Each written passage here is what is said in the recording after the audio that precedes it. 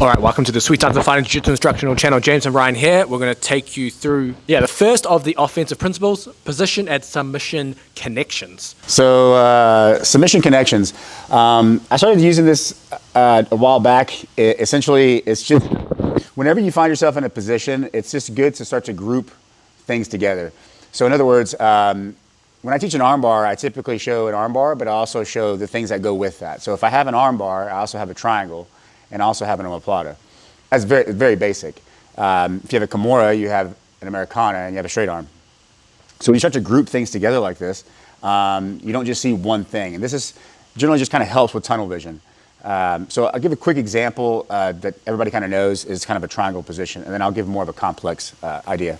So let's say I hit a triangle, and we're always very concerned with, trying to finish this submission, and nothing wrong with that, being tenacious and really trying to go for it. But let's just say, James here is really good at defending it. I'm like, oh man, it's not working out. So I need to realize that it's obviously not just the triangle I have here. I also, if he goes to defend and puts his arm back this way, then I can essentially just start to go over to omoplata, right? If he posts back up to defend, I can go back to triangle. If he swings his arm around, I can go back and try to go for an arm bar, and I can swing back to triangle. So when you start to group things like this together, you're not so tunnel visioned, and you have more options. So if you have more options, that's good. So if, simply put, if I look at that position again, I can say, okay, well, let's go a little deeper with a little more advanced. So I know that if I get here, I have those three. So let's say, I don't know, I get here, and I'm playing around with his arm, he throws his arm back here. Well, maybe I can go for a Kimura, right? Maybe I can go for a straight arm here, right? Maybe there's a bit of an Americana option here.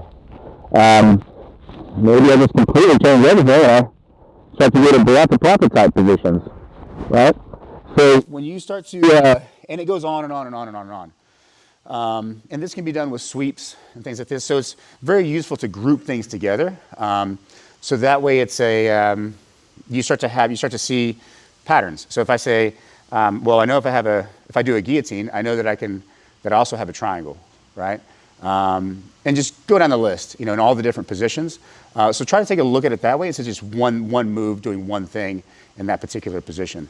And that seems to help with more options.